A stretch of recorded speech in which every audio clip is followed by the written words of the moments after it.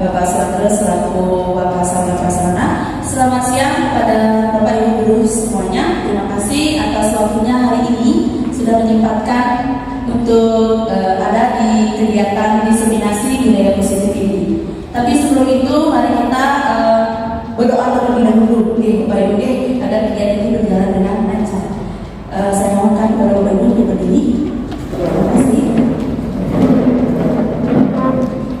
Doanya saya pimpin. Berdoa menurut agama dan kepercayaan masing-masing. Berdoa dimulai.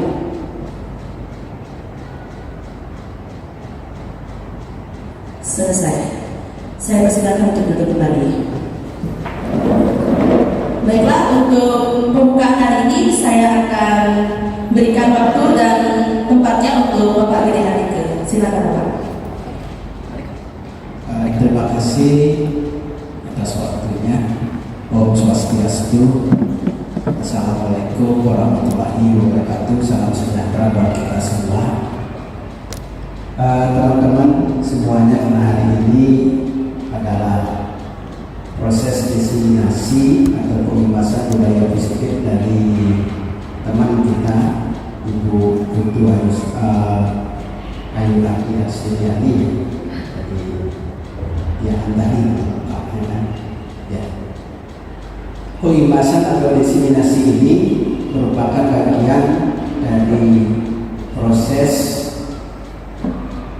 Ibu Ayu Laki dalam melengkapi tugasnya sebagai calon guru pemula, sekaligus ini merupakan bagian dari proses pembahasan budaya positif untuk kita semuanya, dengan harapan nantinya bahwa pembahasan budaya positif ini akan memberikan dampak positif untuk proses pembelajaran anak-anak kita secara keseluruhan.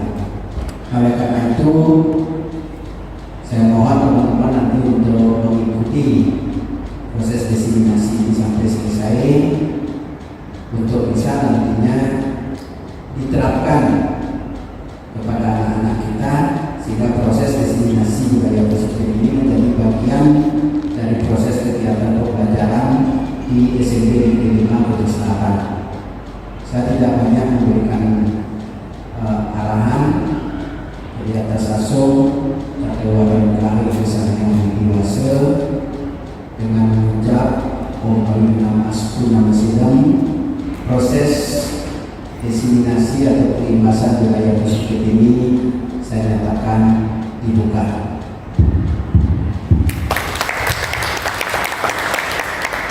Demikian yang bisa saya sampaikan. Saya akhiri dengan para peserta. Om Santi Santi Santi Om. Assalamualaikum warahmatullahi wabarakatuh. Salam sejahtera bagi kita semua. Untuk selanjutnya saya serahkan sepenuhnya kepada Ibu Ayu untuk melakukan proses diseminasi. Terima kasih. Baik, terima kasih Pak Gede atas waktunya untuk membuka diseminasi tentang budaya positif ini. Baik Bapak Ibu, mari kita mulai diseminasi budaya positif hari ini. Yang mohon untuk perhatian ya Bapak Ibu semuanya.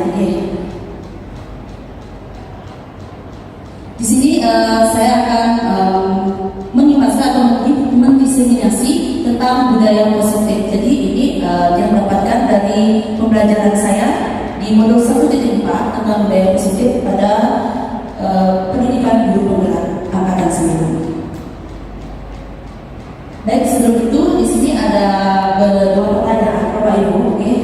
Apa itu budaya positif? Mungkin Bapak Ibu ada yang tahu itu apa budaya positif?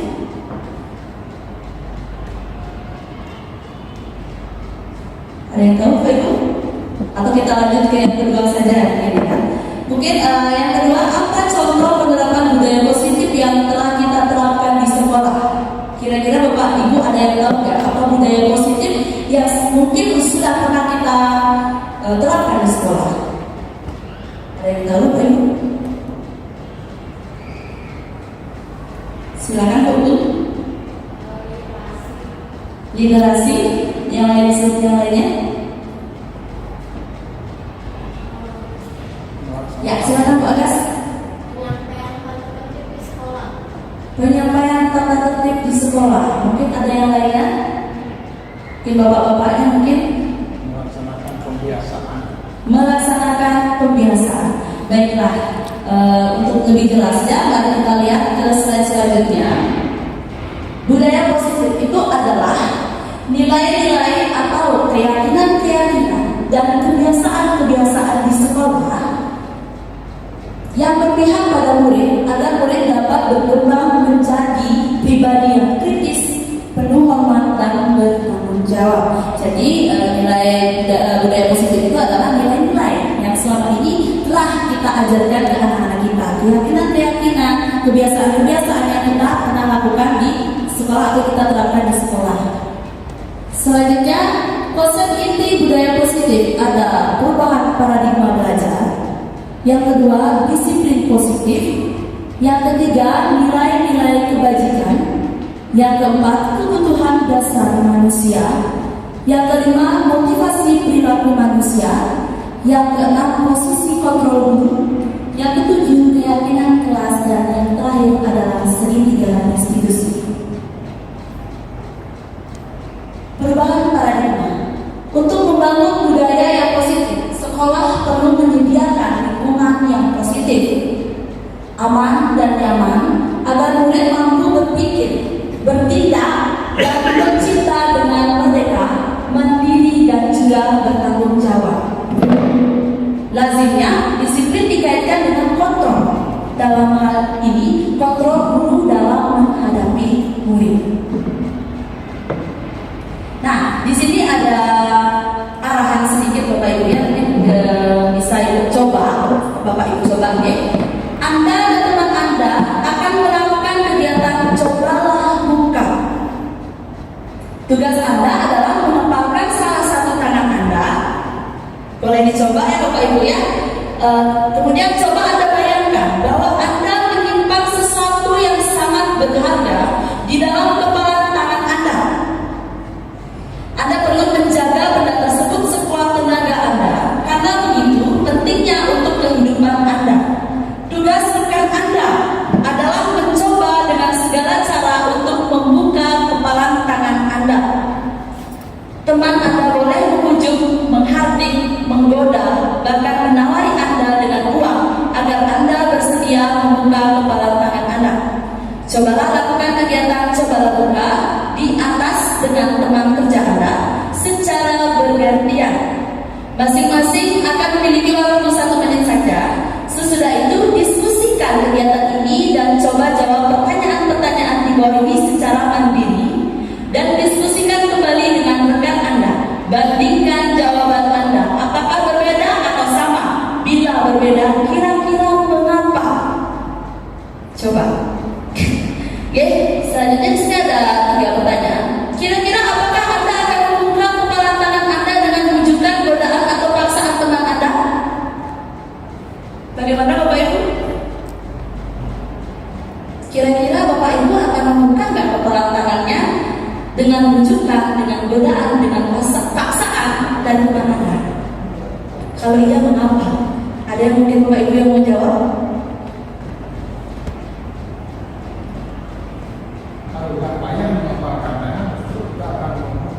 Oke, baik. Itu jawaban dari Bapak Tapo ya. Untuk yang kedua, apakah Anda akan bertahan dan menolak membuka kepala tangan sampai sekuat tenaga? Mengapa? Adakah mungkin yang melakukan ini? Pasti ada ya Bapak Ibu ya. Kemudian yang ketiga, dalam kegiatan ini sesungguhnya siapa yang memegang kendali atau kontrol untuk membuka atau menutup kepala tangan? Diri sendiri. Baiklah, kita lanjut dulu ya. Oke, menurut Ki Hajar Dewantara bahwa tujuan pendidikan yaitu menuntut segala kodrat yang ada pada anak-anak agar mereka dapat mencapai kebahagiaan dan keselamatan setinggi-tingginya, baik sebagai manusia maupun sebagai anggota masyarakat. Oleh sebab itu, pendidik itu hanya dapat menuntut tumbuh atau hidupnya kekuatan kodrat yang ada pada anak-anak agar dapat memperbaiki lakunya, bukan dasarnya hidup dan tumbuhnya kekuatan kodrat anak. Nah, dari cobalah tadi ya, kepala tangan tadi, di sini kita diberikan gambaran sedikit Bapak Ibu ya. Kita sendiri adalah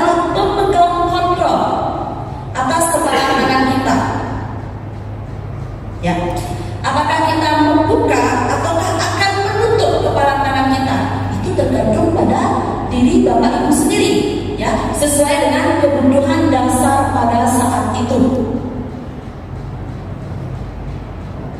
Pembelajaran dengan paradigma baru. Pembelajaran dengan paradigma baru merupakan pembelajaran yang dirancang berdasarkan prinsip pembelajaran berdiferensiasi, sehingga para peserta didik belajar sesuai kebutuhannya berdasarkan tahap perkembangannya sesuai teori psikologi modern yang berorientasi pada penguatan kompetensi dan pengembangan karakter yang sesuai dengan dimensi profil belajar Pancasila. Miskonsepsi teori kontrol ada 4. Yang pertama, ilusi guru mengontrol murid. Yang kedua, ilusi bahwa semua penguatan positif, efektif, dan bermanfaat. Yang ketiga, ilusi bahwa kritik dan membuat orang merasa bersalah dapat menguatkan karakter. Yang keempat, ilusi bahwa orang dewasa memiliki hak untuk memaksa. Penjelasannya, ilusi guru mengontrol murid. Pada dasarnya kita tidak dapat memaksa murid untuk berbuat sesuatu jika murid itu memilih untuk tidak melakukannya. Walaupun tampaknya guru sedang mengontrol perilaku murid, hal demikian terjadi karena murid sedang mengizinkan dirinya untuk dikontrol. Kedua, ilusi bahwa semua penguatan positif, efektif, dan bermanfaat. Penguatan positif atau rujukan adalah bentuk-bentuk kontrol. Segala usaha untuk mempengaruhi murid agar mengulangi suatu perilaku tertentu adalah suatu usaha untuk mengontrol murid tersebut. Yang ketiga, ilusi bahwa kritik dan membuat orang merasa bersalah dapat menguatkan karakter. Di sini menggunakan kritik dan rasa bersalah untuk mengontrol murid menuju pada identitas gagal. Mereka belajar untuk merasa buruk tentang diri mereka. Yang terakhir, ilusi bahwa orang dewasa memiliki hak untuk memaksa. Banyak orang dewasa yang percaya bahwa mereka memiliki tanggung jawab untuk membuat murid-murid berbuat hal-hal tertentu. Apapun yang dilakukan dapat diterima selama ada sebuah kemajuan berdasarkan sebuah pengumpulan kinerja. Pada saat itu pula orang dewasa akan menyadari bahwa perilaku memaksa tidak akan efektif untuk jangka waktu yang panjang dan sebuah hubungan permusuhan akan terbentuk. Di sini ada mengubah paradigma stimulus respon ke pendekatan teori kontrol. Stimulus respon melawan teori kontrol, pandangan tentang dunia. Pada stimulus respon tentang dunia, realita atau kebutuhan kita sama.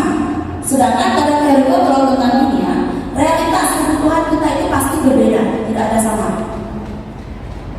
Semua orang melihat hal yang sama pada stimulus respon. Sedangkan pada teori kontrol tentang dunia, setiap orang memiliki gambaran yang berbeda. Tidak ada yang memiliki gambaran yang sama. Selanjutnya stimulus respon, kita mencoba mengubah orang agar berpandangan sama dengan kita. Tapi pada kenyataannya kita berusaha memahami pandangan orang lain tentang dunia. Selanjutnya, perilaku buruk dilihat sebagai suatu kesalahan, padahal semua perilaku memiliki tujuan. Orang lain bisa mengontrol saya, hanya Anda yang bisa mengontrol diri Anda sendiri. Saya tidak mengontrol orang lain, Anda tidak bisa mengontrol orang lain. Pemaksaan ada pada saat rujukan gagal. Kolaborasi dan berkonsensus menciptakan pilihan-pilihan yang baru. Terakhir, model berpikir menang atau kalah. Pada teori kontrol tentang dunia, model berpikir menang dan menang. Baik, kita ke yang selanjutnya, disiplin positif. Apakah itu disiplin positif? Mungkin Bapak Ibu ada yang tahu? Silakan Bapak Ibu yang tahu apa itu disiplin positif. Suatu disiplin yang dapat dipergunakan untuk diri sendiri dan orang lain. Baik, terima kasih Bapak. Mungkin ibunya atau Bapak yang lain.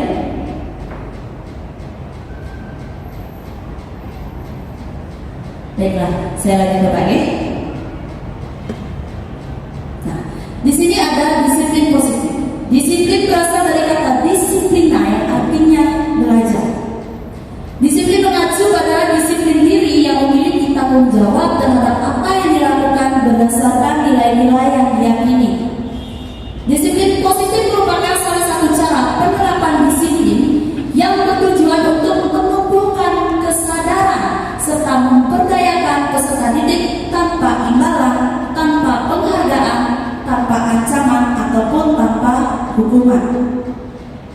Sebagai pendidik, tujuan kita adalah menciptakan peserta didik yang memiliki disiplin diri sehingga mereka berperilaku mengacu pada nilai-nilai kebajikan universal dan memiliki motivasi intrinsik dan memiliki dalam perubahan perilaku ke arah yang lebih baik. Jadi lebih kepada motivasi intrinsik, motivasi yang ada pada dalam dirinya sendiri. Oke, di sini ada nilai-nilai kebajikan, nilai yang disepakati bersama, lepas dari suku bangsa, agama, bahasa maupun latar belakangnya. Di sana sudah ada contoh dari nilai kebajikan. Yang pertama berdasarkan profil pelajar Pancasila, yaitu beriman, bertakwa kepada Tuhan Yang Maha Esa, berakhlak mulia, berkebinekaan global, gotong royong, mandiri, kreatif dan bernalar kritis. Kemudian dari IBO, Primary Years Program (PAP), toleransi, ada rasa hormat, integritas, mandiri, menghargai, antusias, empati, keingintahuan, kreativitas, kerjasama, percaya diri, dan komitmen. Pada keterampilan hidup atau life skill ada dapat dipercaya, lurus hati, pendengar yang aktif, tidak merendahkan orang lain, memberikan yang terbaik dari diri. Teori motivasi perilaku manusia ada 3. Yang pertama, untuk menghindari ketidaknyamanan atau hukuman. Ini merupakan motivasi eksternal. Kenapa dikatakan motivasi eksternal? Motivasi ini berada di ruang dirinya sendiri. Ya, karena ada ketidaknyamanan atau hukuman di dalamnya. Yang kedua, untuk mendapatkan imbalan atau penghargaan dari orang lain. Ini juga termasuk motivasi eksternal. Yang terakhir, untuk menjadi orang yang mereka inginkan dan menghargai diri sendiri dengan nilai-nilai yang mereka percaya. Ini termasuk dalam motivasi internal atau motivasi yang muncul dari dalam dirinya sendiri. Dengan ini merupakan tujuan dari disiplin positif. Oke, ini penjelasannya Bapak Ibu sedikit. Menghindari ketidaknyamanan atau hukuman. Ini adalah tingkat terendah dari motivasi. Mengapa demikian? Karena biasanya orang yang memotivasi perilakunya ini untuk menghindari hukuman atau ketidaknyamanan akan bertanya, apakah yang akan terjadi apabila tidak melakukannya? Yang kedua, untuk mendapatkan imbalan atau penghargaan dari orang lain. Satu tingkat dari motivasi sebelumnya. Di sini orang berperilaku untuk mendapatkan imbalan atau penghargaan dari orang lain. Orang dengan motivasi ini akan bertanya, apakah yang saya dapatkan apabila saya melakukannya? Baik. Untuk menjadi orang yang mereka inginkan dan menghargai diri sendiri dengan nilai-nilai yang mereka percaya. Orang dengan motivasi ini akan bertanya, akan menjadi orang yang seperti apa apabila saya melakukannya? Mereka melakukan sesuatu karena nilai-nilai yang mereka yakini dan hargai, dan mereka melakukannya karena mereka ingin menjadi orang yang melakukan nilai-nilai yang mereka yakini tersebut.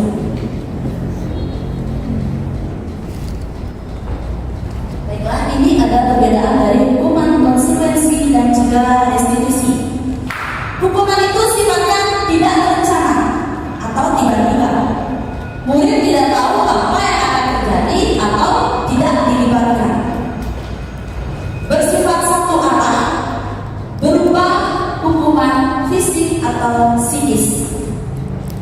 Kalau konsekuensi, ciri-cirinya berencana atau disepakati sesuai aturan.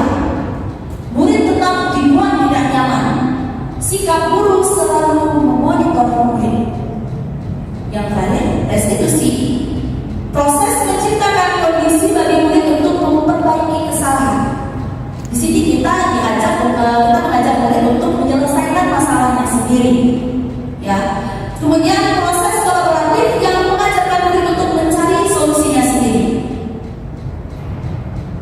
tindakan guru, hukuman atau konsekuensi.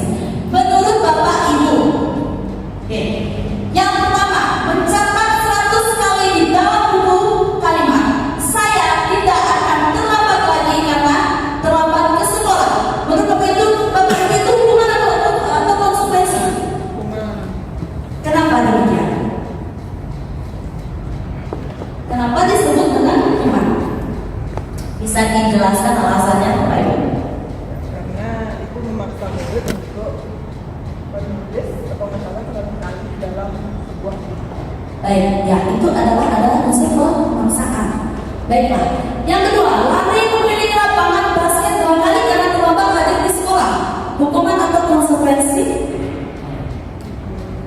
Ya Bapak?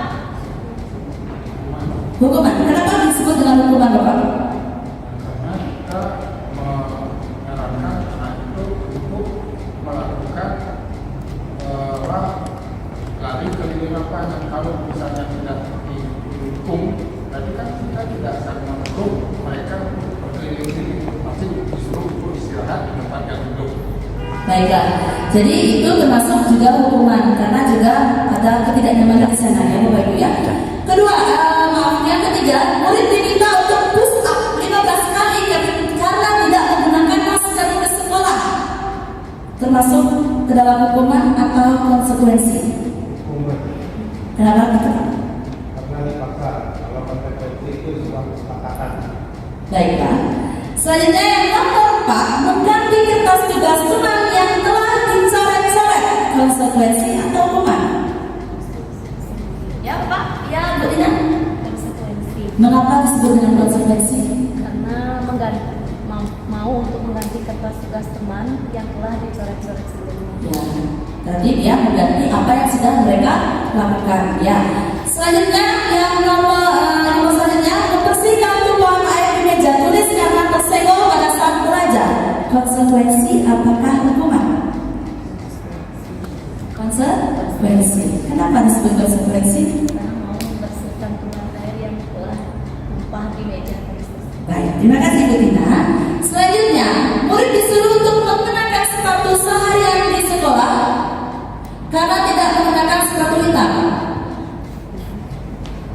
Maaf, ini ada kesalahan sedikit ya. Murid disuruh untuk tidak mengenakan sepatu seharian di sekolah karena tidak mengenakan sepatu hitam. Hukuman atau konsekuensi? Hukuman atau konsekuensi? Bapak Ibu yang lain mungkin?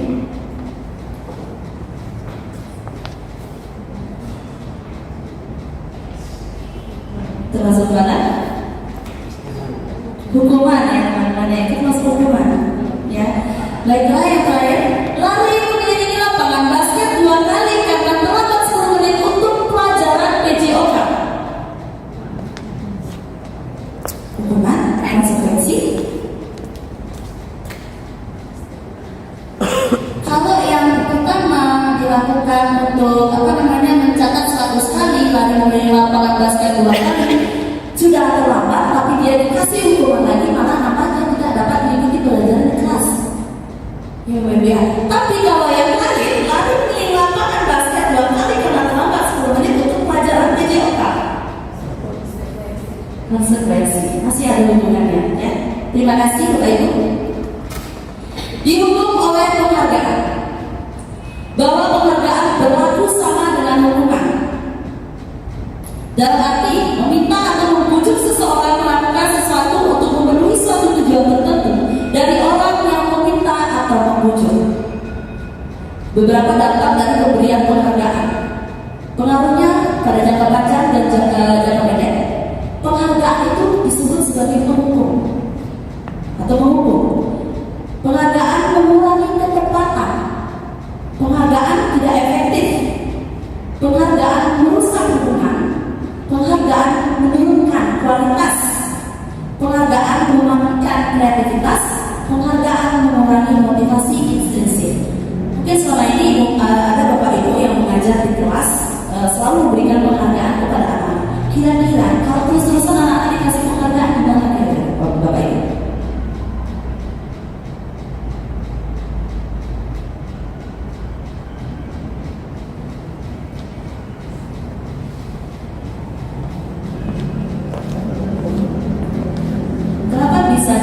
memang berdasarkan hukum.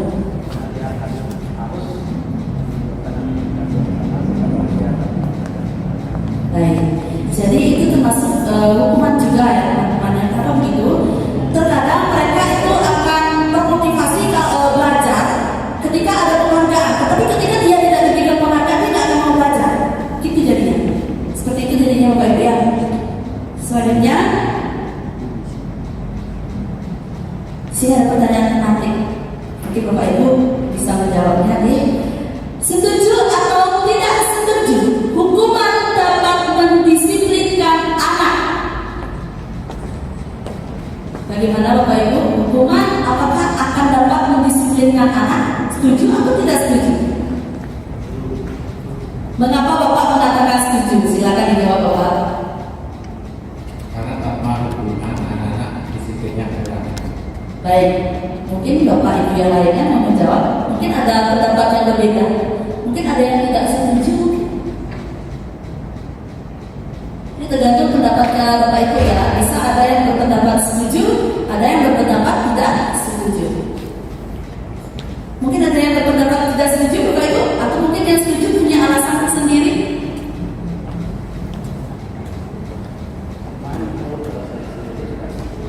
Ya, kalau ya silakan isikan.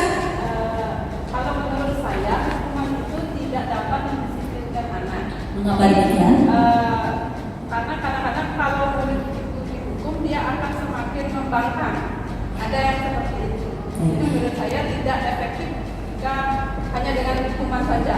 Baik, terima kasih Senda. Tangan dulu dong. Baik ya, seperti yang sudah pernah kita lakukan tersendiri ya teman-temannya. Mungkin kita juga pernah melakukan ini di keseharian kita di sekolah. Kita berikan anak-anak rumah malah makin bandel, ya kan ya, malah makin bandel ya, malah memberontak, malah membangkang. Oke. Selanjutnya pemberian hukuman dengan hal positif seperti membaca atau membersihkan halaman sekolah dapat meningkatkan disiplin anak. Setuju atau tidak setuju Bapak Ibu? Setuju. Mengapa setuju Bapak Mas Desa? Alasannya? Hukuman itu bisa membuat anak menjadi lebih pintar.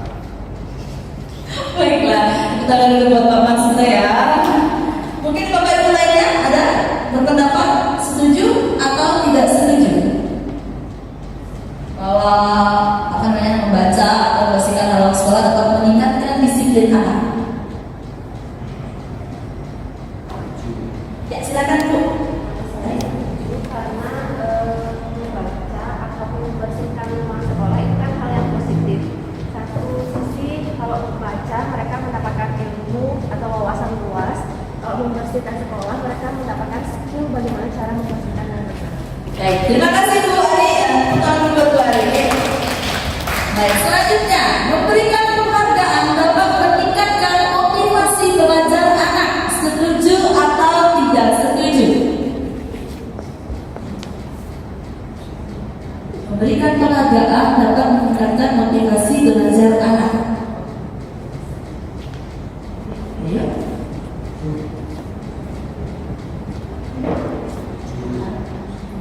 Setuju? Alasannya apa Bapak setuju?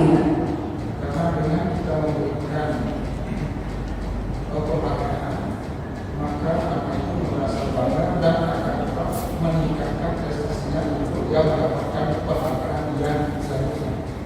Baiklah, mungkin Bapak Ibu yang lainnya ada yang mau menambahkan?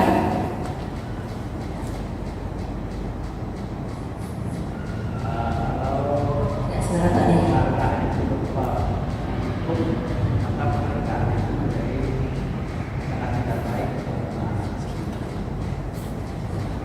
Ini?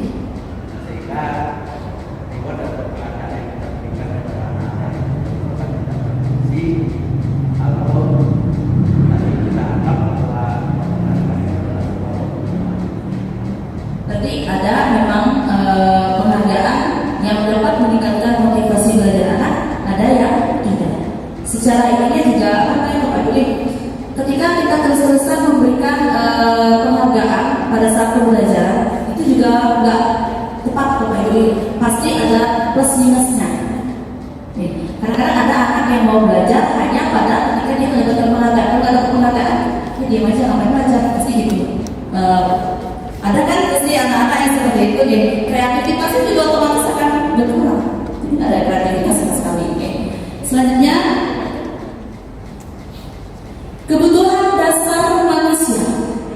Kebutuhan dasar manusia adalah segala sesuatu yang kita lakukan untuk mendapatkan apa yang kita inginkan. Seluruh tindakan yang kita lakukan memiliki tujuan tertentu dan semua usaha terbaik yang kita lakukan adalah dalam rangka agar kebutuhan dasar kita terpenuhi dengan baik. Ada 5 kebutuhan dasar manusia. Yang pertama adalah bertahan hidup. Pasti Bapak Ibu ingin bertahan hidup kan? Ya, kalau ingin bertahan hidup, Bapak Ibu perlu makanan, pakaian, tempat tinggal, keamanan, dan kesehatan. Itu kebutuhan dasar pertama. Yang kedua, kasih sayang dan rasa diterima. Ini artinya rasa diterima, dipedulikan, berbagi, bekerja sama, menjadi bagian dalam kelompok. Yang ketiga, penguasaan. Di sini ada harga diri, keinginan untuk dianggap, memimpin, berprestasi, diakui dan didengar. Selanjutnya ada kebebasan, mandiri, memiliki pilihan, mencoba hal baru, mampu mengendalikan arah dirinya, bebas maunya apa. Selanjutnya kesenangan, bermain, ada rasa humor juga, antusiasme dan tertawa.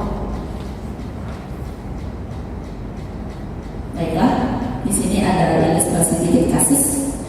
Ibu Ani, guru kelas 5 di SD Pelita Hati, sedang bingung menghadapi ulah salah satu murid di kelasnya, Amin. Beberapa anak telah datang dan memerlukan Amin yang seringkali meminta bekal makan siang mereka dengan paksa. Jika Anda menghadapi situasi seperti ini, apa yang akan Anda lakukan? Menurut Anda, kira-kira apa alasan Amin melakukan hal itu? Kira-kira Bapak, Ibu tahu nggak apa alasan Amin melakukan itu?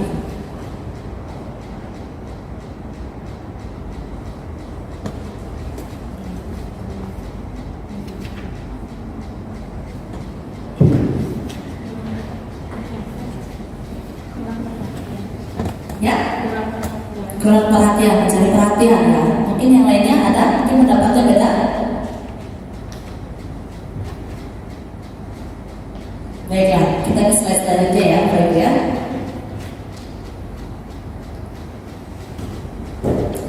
Dalam konteks penerapan disiplin positif, Ibu Ani sebaiknya mencari tahu dulu alasannya apa ya. Kenapa Abi melakukan tindakan tersebut agar mengetahui kebutuhan mana yang sebenarnya sedang berusaha dipenuhi oleh si Amin. Pertama, apabila jawaban Amin karena ia lapar dan orang tuanya tidak membawakannya bekal makan siang, berarti kebutuhannya adalah bertahan hidup. Jika jawaban Amin karena ia senang temannya jadi memperhatikannya, berarti kebutuhannya adalah cinta dan kasih sayang. Ketiga, apabila jawaban Amin adalah dia merasa hebat karena temannya jadi takut dan menuruti keinginannya, berarti kebutuhannya adalah penguasaan, pengakuan atas kemampuan yang dia miliki. Selanjutnya, apabila jawaban Amin karena dia merasa bosan dengan bekal yang dibawakan ibunya karena selalu membawakan bekal yang sama, berarti kebutuhannya adalah kebebasan. Keinginan dia bebas untuk memilih makanan apa yang diinginkan. Terakhir, apabila jawaban Amin adalah karena iseng saja dan dia menikmati ekspresi wajah temannya yang kesal karena diambil makanannya, berarti itu adalah kebutuhan kesenangan. Jadi ada 5 kemungkinan, Bapak Ibu ya. Selanjutnya, dunia berkualitas. Dunia berkualitas Anda adalah tempat khusus dalam pikiran Anda. Tempat Anda menyimpan gambaran representasi dari semua yang Anda inginkan. Bisa berisi orang-orang, hal-hal, dan apa saja yang terbaik dalam hidup Anda, dan membuat Anda merasa bahagia dan terpenuhi kebutuhan dasar Anda. Kebutuhan dasar bersifat lebih umum dan universal, sedangkan dunia berkualitas lebih unik dan personal. Berarti tadi kebutuhan dasar manusia ini bersifat lebih umum dan universal, sedangkan dunia berkualitas itu lebih unik dan personal. Nah, di sini ada beberapa pertanyaan yang mungkin Bapak Ibu ingin tahu dunia berkualitasnya seperti apa. Untuk membantu Anda jawab pertanyaan-pertanyaan di bawah ini. Boleh saya tanya satu-satu ya Bapak Ibu ya. Yang pertama, siapakah orang yang paling penting dalam hidup Anda? Ada yang mau coba menjawab? Orang tua, oke. Kedua, nilai-nilai kebajikan apa yang terpenting dalam hidup Anda? Nilai kebajikan, tadi banyak sekali sudah disebutkan ya. Nilai kebajikan mana yang menurut Anda penting dalam hidup Anda? Silakan Bu Tina.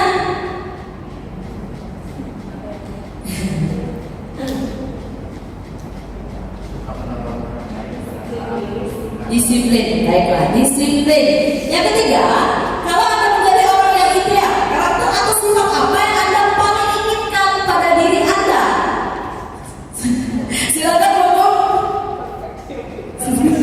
Perfeksionis, baiklah. Selanjutnya, apa pencapaian Anda yang Anda sangat banggakan? Tidak boleh jawab. Silakan.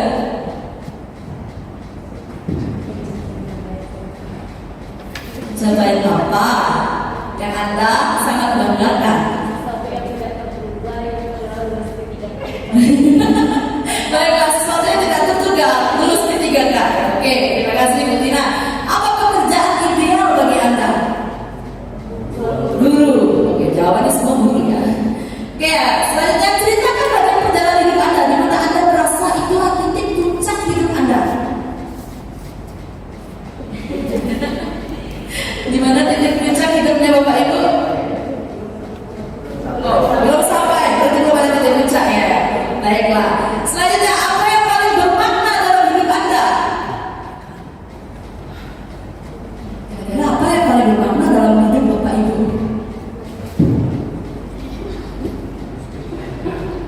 Katanya Pak Sandra lulus P3K.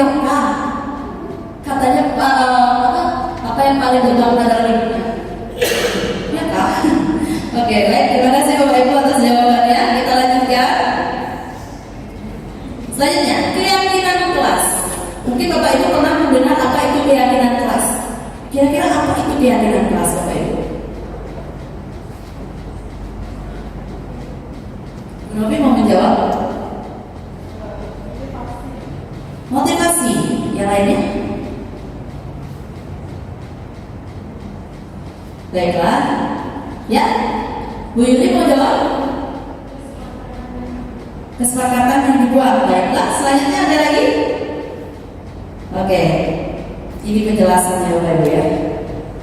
Keyakinan kelas adalah nilai-nilai kebajikan atau prinsip-prinsip universal yang disepakati bersama secara universal lepas dari latar belakang, suku, ras, agama, bahasa, negara, dan lain sebagainya, akan lebih bersemangat untuk menjalankan keyakinannya daripada hanya sekedar mengikuti serangkaian peraturan. Ciri-ciri keyakinan kelas bersifat lebih abstrak daripada peraturan yang bersifat konkret. Kedua, keyakinan kelas berupa pernyataan universal yang dibuat dalam bentuk kalimat positif. Yang ketiga, keyakinan kelas tidak dibuat dalam jumlah banyak sehingga mudah diingat dan dipahami oleh semua warga kelas. Langkah-langkah membuat keyakinan kelas. Pertama, guru meminta semua murid di kelas untuk menuliskan apa saja aturan yang perlu disepakati bersama di kelas. Yang kedua, semua usulan dari murid ditulis pada papan tulis. Yang ketiga, kalimat-kalimat yang sudah disepakati menjadi keyakinan kelas diubah menjadi kalimat positif. Fungsinya adalah guru perlu membuat keyakinan kelas, sebuah keyakinan yang dibuat bersama semua anggota kelas yaitu guru dan murid.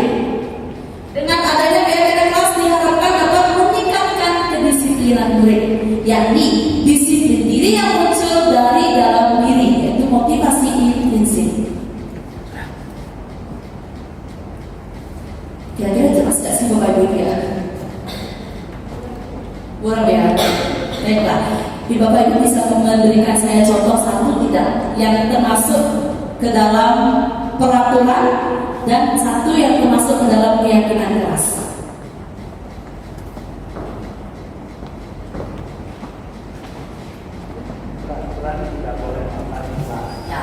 Kalau peraturan tidak boleh makan di kelas.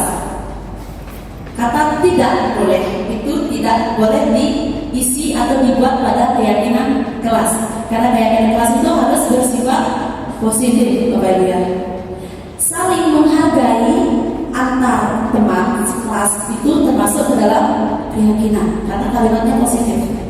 Seperti itu. Baik, oke. Jadi itu gambarannya tentang peraturan dengan keyakinan kelas. Selanjutnya, 5 posisi kontrol guru. Kita nonton video dulu Bapak ya, sama Ibu ya. Dalam penerapan disiplin positif restitusi, salah satu program yang dikembangkan adalah 5 posisi kontrol. 5 posisi kontrol dalam restitusi adalah proses perjalanan seorang pendidik agar dapat mengenali dirinya. Pada video kali ini, kita akan membahas tentang 5 posisi kontrol yang dikembangkan oleh Gaya Dosen dan contoh penerapannya.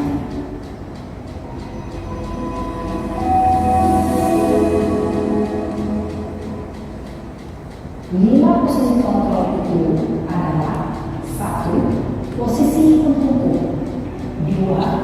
Posisi pembuat rasa bersalah, 3. Posisi tenang, 4. Posisi pemantau atau monitor, dan 5. Posisi manajer.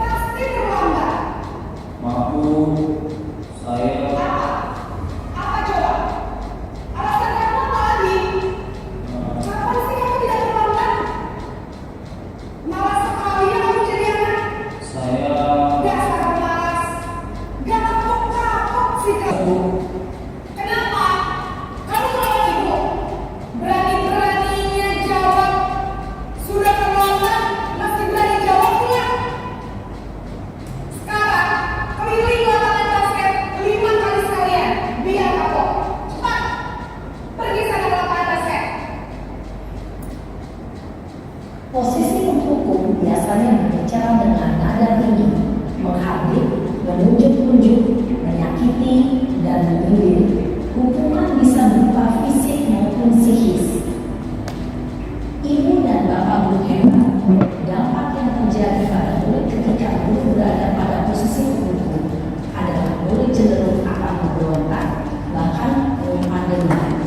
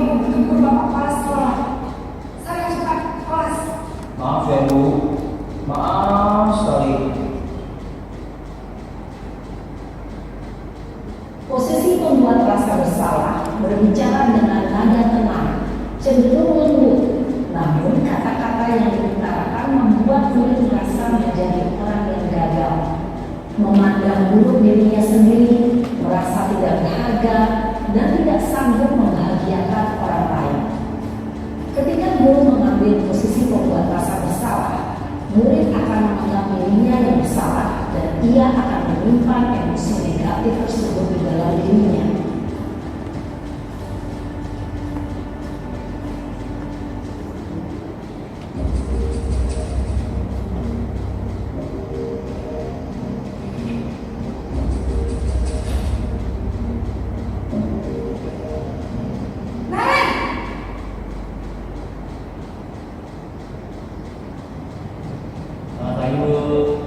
Wah, sudah jam berapa ini nak?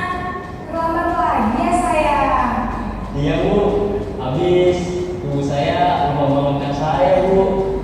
Kamu malah menyalahkan ibu kamu.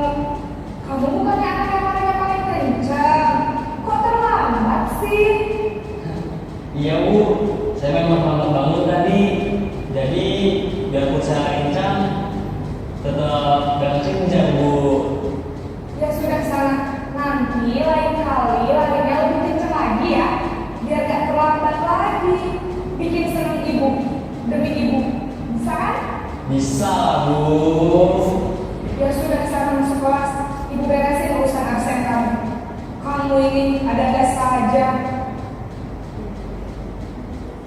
Dalam posisi teman, guru berbicara dengan nada suara ramah, akrab, cenderung bersenda gurau untuk menjaga suasana tetap santai. Murid akan merasa senang, aman, dan akrab dengan guru. Identitas yang tercipta adalah identitas sukses atau berhasil. Namun, perlu diingat, karena ini masih dorongan eksternal, maka ada faktor ketergantungan dari murid kepada orang tertentu. Di sini, guru absennya, sehingga di lain waktu, murid bisa berperilaku baik, namun hanya kepada orang-orang tertentu saja.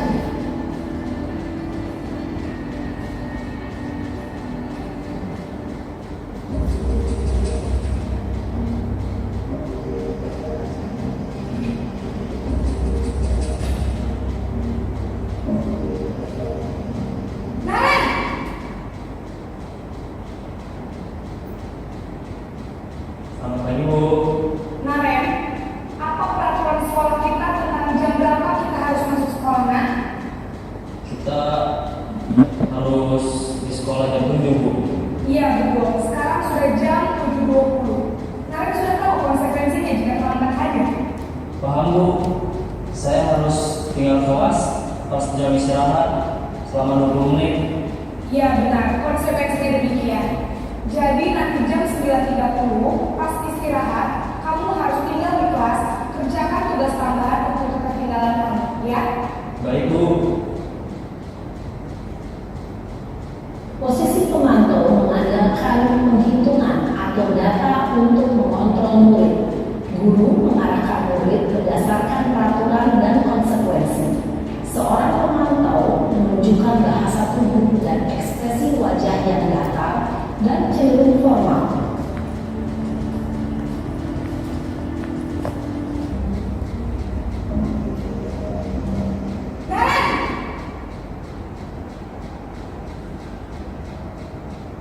Selamat pagi Bu.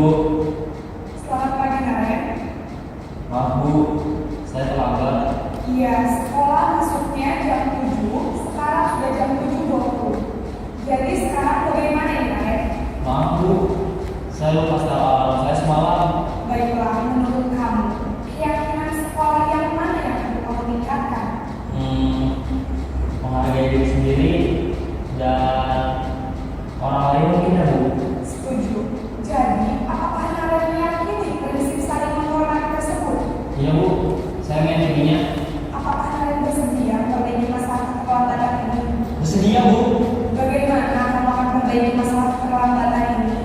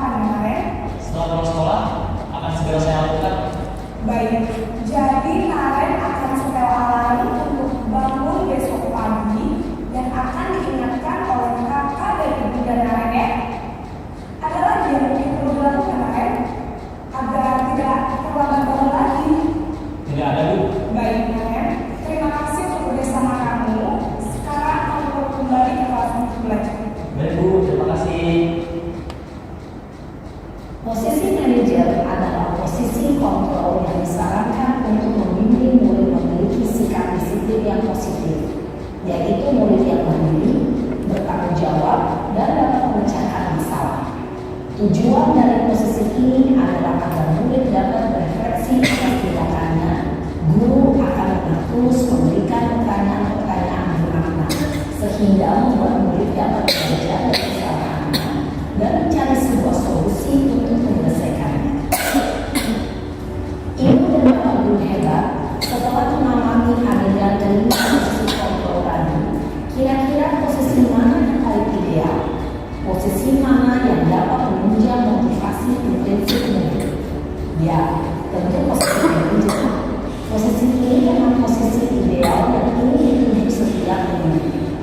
Pada posisi kedua, guru dapat menerapkan disiplin positif yang berpihak pada murid yang memerdekakan murid. Perjalanan seorang pendidik tentunya tidak mudah untuk sampai pada posisi seorang manajer. Namun, tujuan kita pasti, yaitu menciptakan murid-murid yang mandiri, merdeka, dan bertanggung jawab. Semoga penggambaran 5 posisi kontrol yang telah diperlihatkan ini dapat menjadi ajang refleksi bagi kita semua, agar dapat terus mengasah dan menerapkan disiplin positif yang memerdekakan murid. Mari terus berlatih dan bersemangat. Selamat menerapkan. Salam dan bahagia, Ibu dan Bapak Guru hebat.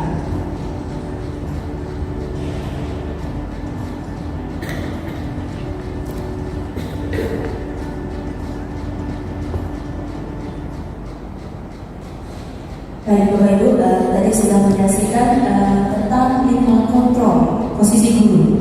Saya mau bertanya kepada Bapak Ibu, selama ini dari kelima posisi kontrol tersebut, yang mana yang paling sering Ibu lakukan dan Bapak lakukan?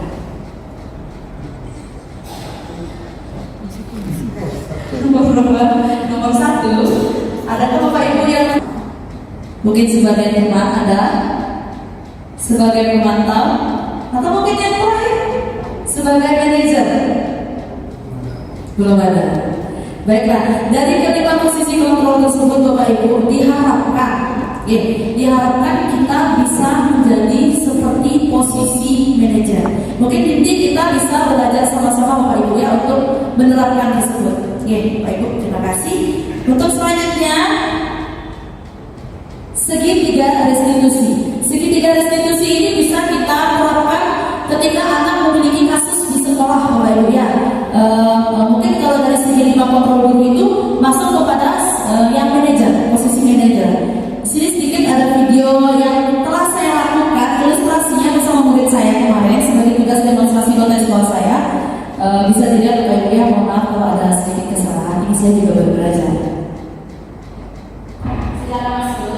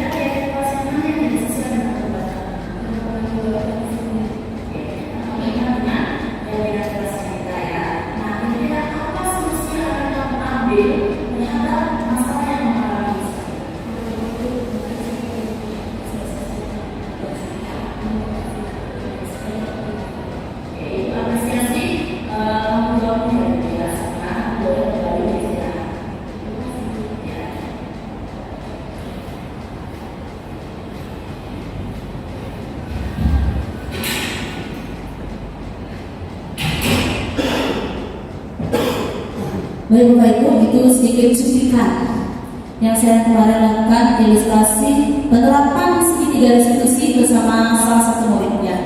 Di sini pengertian dari segitiga restitusi itu sendiri adalah proses untuk menciptakan kondisi bagi murid untuk memperbaiki kesalahan mereka.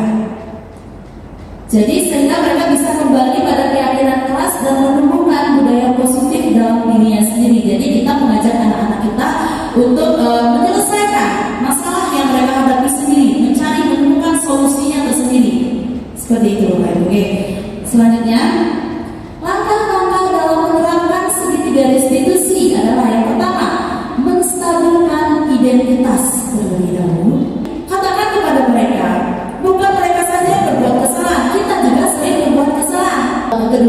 validasi tindakan yang salah. Jadi pada setiap tindakan yang mereka lakukan pasti ada alasannya tersendiri. Yang ketiga, menanyakan keyakinan. Pasti Bapak Ibu membuat keyakinan kelas dengan anak-anaknya di kelas G. Jadi keyakinan kelas itu ditanyakan, kira-kira kalau kesalahan yang dia buat melawan keyakinan yang mana, ketika tidak sesuai dengan keyakinannya yang mana. Jadi seperti itu ya Bapak Ibu ya. Selanjutnya baru kita menanyakan bagaimana mereka akan menyelesaikan masalah tersebut. Biarkan mereka yang mencari solusinya, bukan kita. Terima kasih Bapak Ibu. Sekian dan terima kasih diseminasi budaya positif hari ini. Mohon maaf jika ada kekurangan Bapak Ibu ya. Selamat siang.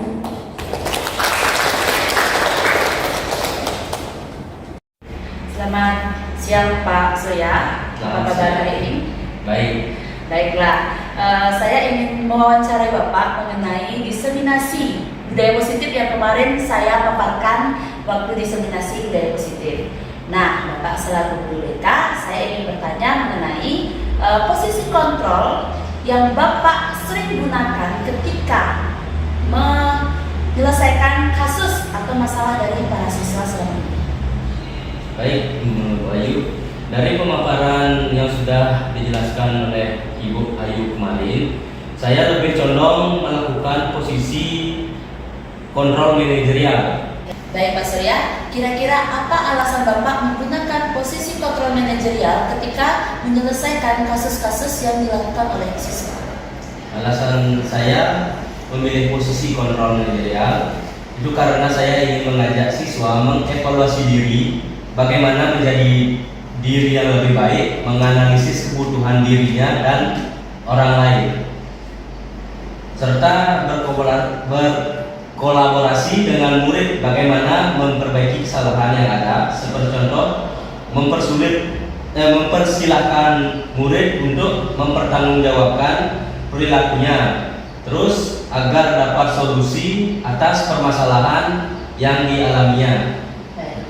Berarti di sini Bapak mengajak anak-anak untuk menyelesaikan masalahnya sendiri, ya. Seperti itu Pak ya. Jadi memberikan kesempatan buat anak-anak untuk mencari solusinya dari masalah yang mereka perbuat selama ini. Itu tujuannya juga sudah jelas, Bu. Tujuannya itu untuk menjadikan siswa itu mandiri dan bertanggung jawab. Baik, dan juga bisa membuat dia menjadi anak yang percaya diri, ya. Pak ya, otomatis. Oke. Terima kasih Pak Surya atas waktunya. Selamat siang. Baik, terima kasih atas waktunya. Om Swastiastu. Nama saya Bapak Iman Sukayasa sebagai guru di SMP Negeri 5 Kota Selatan sebagai guru agama Hindu. Baik, saya akan mengomentari apa yang kemarin dipaparkan oleh Bu Ayu terkait dengan diseminasi budaya positif. Budaya positif sangat cocok diterapkan di sekolah. Kenapa? Budaya positif itu cocok diterapkan oleh warga sekolah, guru maupun siswa. Ada beberapa budaya positif yang perlu kita terapkan.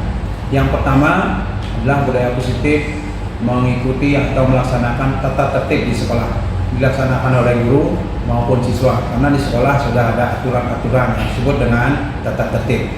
Yang kedua, budaya positif yang bisa diterapkan adalah kebersihan lingkungan. Itu diterapkan oleh semua stakeholder yang ada di sekolah, menjaga lingkungan sekolah menjadi tetap bersih. Contohnya, siswa ada piket, bagian-bagian tertentu dibersihkan oleh siswa. Di sekolah juga sudah ada CS yang membersihkan lingkungan sekolah. Yang selanjutnya, budaya positif perlu kita terapkan adalah masalah kejujuran. Karena itu sangat penting, merupakan dasar dari perilaku manusia itu sendiri. Itu cocok kita terapkan disiplin kejujuran. Yang selanjutnya, budaya positif yang perlu kita terapkan adalah religius. Karena kita negara Indonesia adalah negara beragama, terdiri dari berbagai agama. Setiap agama mempunyai caranya sembahyang masing-masing. Nah, perlu kita terapkan di sekolah. Setiap agama dipersilakan melaksanakan kegiatan keagamaannya sesuai dengan agamanya masing-masing. Terus budaya positif selanjutnya perlu kita terapkan tentang kepedulian sesama, sama manusia, kepedulian dengan lingkungan. Nah, itu selanjutnya ada budaya positif sifat toleransi. Kita di sini terdiri dari berbagai macam-macam suku, budaya, ras, dan agama. Kita harus saling menghormati antara sesama agama maupun suku. Selanjutnya adalah sikap nasional atau sikap nasionalisme. Dengan cara melaksanakan itu, dengan cara kita melaksanakan upacara bendera setiap hari Senin dan hari-hari nasional. Nah, itu budaya positif yang perlu kita terapkan di sekolah. Selanjutnya ada budaya positif, ada segitiga restitusi yang kita terapkan di sekolah. Segitiga restitusi itu yang dimaksud adalah suatu kondisi atau permasalahan pada siswa dengan cara bagaimana proses penyelesaiannya itu. Prosesnya itu menciptakan kondisi murid bagi murid untuk memperbaiki kesalahan mereka dulu, berikan mereka kesempatan, terus sehingga mereka bisa kembali ke kelompoknya. Setelah menyadari kesalahannya, mereka bisa kembali ke kelompoknya untuk menyesuaikan. Selanjutnya setelah dia bisa kembali ke kelompoknya, mereka bisa dengan karakternya yang lebih kuat. Nah, dengan karakter yang lebih kuat tentunya siswa tersebut menjadi lebih yakin pada dirinya sendiri, lebih pede dan lebih kuat. Mungkin itu saja yang bisa saya komentari dari paparan yang kemarin diberikan oleh Bu Ayu Adi. Cukup sekian dan terima kasih. Saya akhiri dengan Pak Santi. Om Santi Santi Santi Om. Terima kasih.